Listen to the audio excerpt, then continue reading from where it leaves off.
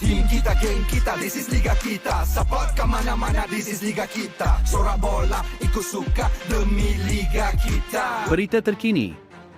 Perlawanan tumpuan membabitkan pasukan JDT menentang Kelantan akan berlangsung pada jam 8 suku malam, sebentar lagi. Bagi menghulur sedikit waktu sebelum sepak mula, mari kita dengarkan dahulu persiapan di antara kedua-dua pasukan. Selepas memenangi kejuaraan Piala FA 2 musim berturut-turut, pasukan JDT ingin meneruskan legasi dalam Piala Malaysia yang membuka tirai malam ini. Lawan JDT tampak mudah apabila berdepan pasukan tangga tercorot saingan Liga Super, iaitu pasukan Kelantan FC, yang diibarat pertembungan bagai langit dan bumi pada aksi pertama pusingan 16 terakhir di Stadium Sultan Muhammad ke-4, Kota Baru. Selaku juara bertahan, sudah pasti keinginan untuk mempertahankan kejuaraan piala berprestij yang dimenangi musim lalu akan menjadi agenda utama skuad kendalian Esteban Solari. Namun beliau jelas enggan memandang enteng skuad The Red Warriors yang mampu melakar kejutan jika lawan mereka bersikap sambil lewa. Ia pertandingan yang penting bagi kami dan selaku juara bertahan, kami mahukan kejuaraan ini buat kali kedua dan semestinya saya akan membuat persiapan yang rapi selain memperkemaskan lagi corak permainan walaupun kami dipalit dengan kecederaan pemain. Bagi aksi Piala Malaysia, kemungkinan ada rombakan dalam kesebelasan utama kerana kami kerap menurunkan pemain skuad utama dan mereka perlu berehat selepas mengharungi jadual perlawanan yang padat. Akan ada penggiliran pemain dan turunkan barisan terbaik, tetapi tindakan menggilih pemain bukan bererti kami tidak serius untuk mempertahankan kejuaraan ini, katanya. Untuk rekod, pertemuan JDT dan Kelantan FC jelas memihak skuad Harimau Selatan apabila skuad itu mudah meratah lawan 5-1 pada 11 Mac lalu dan 5-0 pada 14 Julai dalam kempen Liga Super. Dalam masa yang sama, penyokong JDT boleh menarik nafas lega apabila perancang tengah, Leandro Velasquez, masih kekal bersama Harimau Selatan. Ia susulan pemilik JDT, Tunku Ismail Sultan Ibrahim, menerusi satu komen di laman Instagram yang mengesahkan pemain kelahiran Argentina itu akan terus bersama JDT. Pengesahan TMJ itu selepas terdapat laporan bahawa kontrak pemain berusia 34 tahun terbabit bersama juara Liga Super itu sudah berakhir. Leandro mengecapi musim gemilang bersama JDT apabila memenangi 4 kejuaraan Liga Super sejak 2019, selain 2 kali menjulang Piala Malaysia. Dia juga menjulang Piala FA sebanyak 2 kali dan 4 kali memenangi Piala Sumbangsih atau Piala Sultan Ahmad Shah bersama Harimau Selatan. Paling manis buat Leandro, sudah pasti ketika dia meledak jaringan tunggal menentang kelab Istiqlal untuk JDT mencipta sejarah muncul juara Piala AFC pada 2015. Mengulas perlawanan tumpuan untuk semalam, juara 8 kali, Perak FC, telah mengejutkan Kedah Darul Aman FC 3-1 pada aksi pertama pusingan 16 Piala Malaysia 2023 di Stadium Perak malam tadi. Keputusan itu menyaksikan skuad The Bosgaurus dilihat membawa bekalan agak selesa untuk menuju ke aksi kedua di Stadium Darul Aman 2 minggu lagi. Belum sempat kedua-dua pasukan berpeluh pada aksi terbabit, pelawat sudah pun mendahului 1-0 hanya selepas 35 saat perlawanan berlangsung.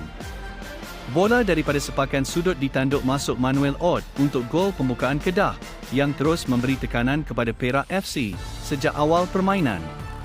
Perak FC hampir menyamakan kedudukan pada minit ke-23, namun percubaan Luciano Goicoechea yang seakan mahu melakukan hantaran lintang singgah di palang Kedah. Bagaimanapun, tuan rumah hanya memerlukan 3 minit selepas rehat untuk mengikat kedudukan kepada 1-1 apabila Goicoechea menyempurnakan sepakan penalti. Perak FC menterbalikkan kedudukan pada minit ke-54 apabila mereka berjaya mendahului perlawanan selepas Luka Milunovic menyudahkan hantaran Firdaus Sayadi daripada sebelah sayap kiri Perak FC. Misi Kedah Darul Aman FC untuk memburu jaringan penyamaan bertambah sukar apabila terpaksa beraksi dengan 10 pemain. Rodney Chelvin dilayangkan kad merah kerana menendang kepada Soesionong. Kelebihan seorang pemain dimanfaatkan sepenuhnya Perak FC dan mereka menambah jaringan ketiga pada minit ke-85 menerusi serangan balas pantas yang disudahkan Muhammad Hakimi Mat ISA. Mengulas Selangor, juara 33 kali itu telah membuka kempen Piala Malaysia 2023 dengan bergaya apabila bangkit membelasah PDRM FC 4-1 di Stadium Majlis Bandaraya Petaling Jaya, MBPJ. Turun sebagai pelawat pada aksi pertama pusingan 16, anak buah Tan Cheng Ho berubah garang pada babak kedua, meskipun ketinggalan dengan satu jaringan pada separuh masa pertama.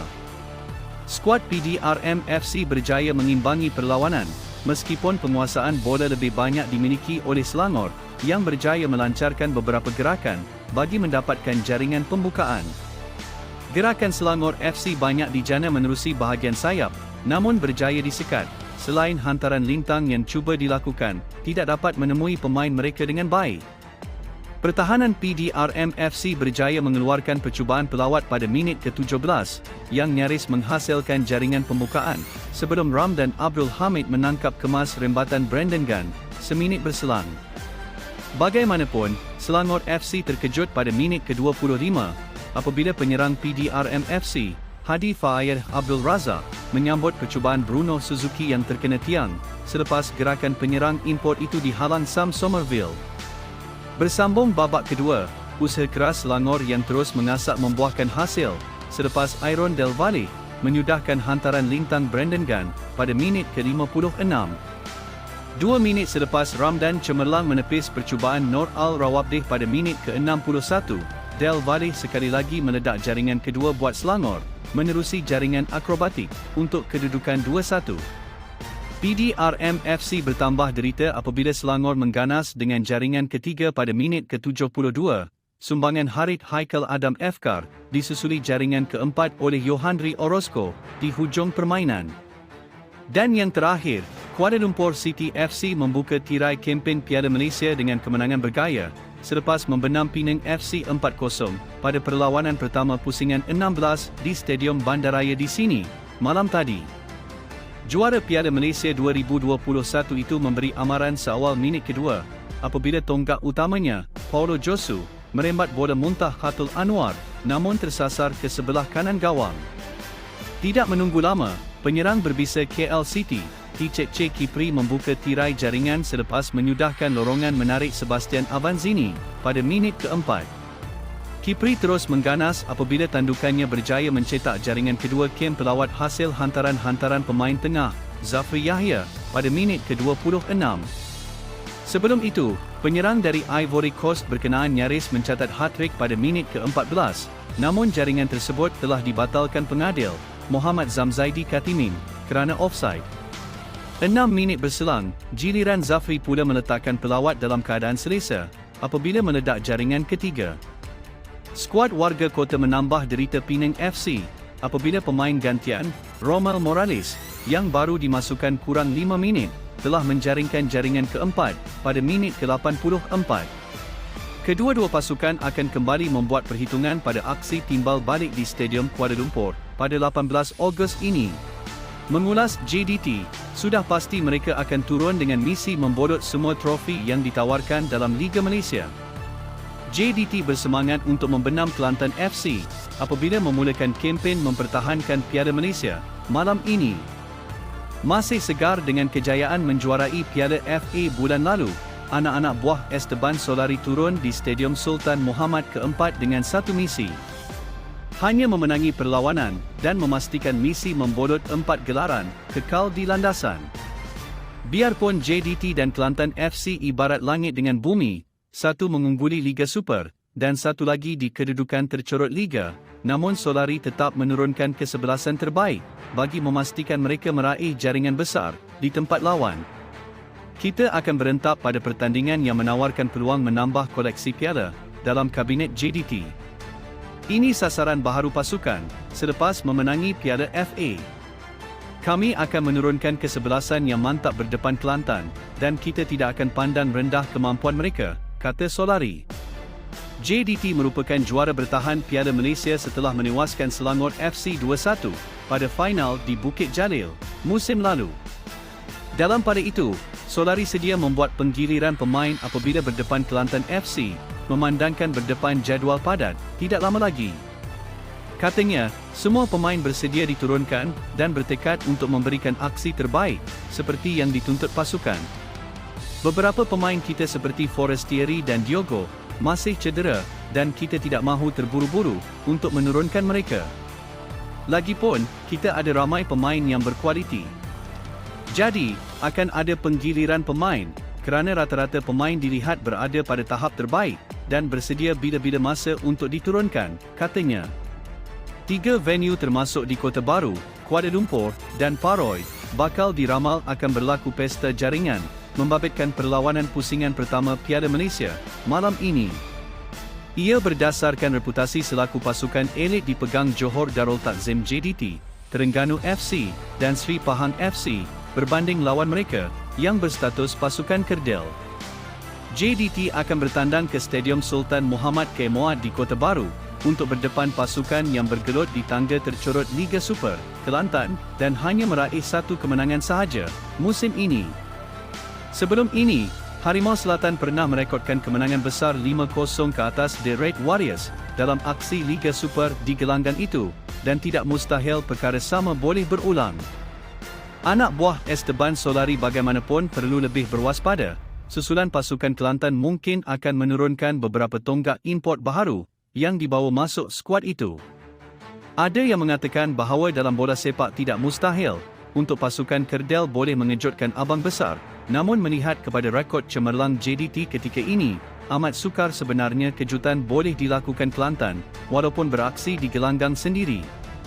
TFC pula akan berkunjung ke Stadium Bola Sepak Kuala Lumpur untuk menentang pasukan separuh profesional dari Liga M3, Kuala Lumpur Rovers. Meskipun terpaksa bertandang ke gelanggang lawan, skuad penyu dijangka tidak berdepan masalah untuk meraih kemenangan jika melihat kepada status elit yang dipegang anak buah Tomislav Steinbruckner. Sementara itu, Sri Pahang turut dianggap mempunyai tugas mudah apabila akan berdepan satu lagi wakil Liga M3, Harini Selangor FT, di Stadium Tuanku Abdul Rahman, Paroi. Sama seperti TFC, Tok Gajah akan turun selaku pasukan pilihan dengan kemenangan besar yang diramal mampu diperoleh skuad kendalian Fandi Ahmad. TFC dan Sri Pahang mungkin berdepan sedikit tekanan apabila tampil selaku pasukan pilihan. Mari kita sama-sama saksikan ketiga-tiga perlawanan hebat ini di Astro Arena Bola.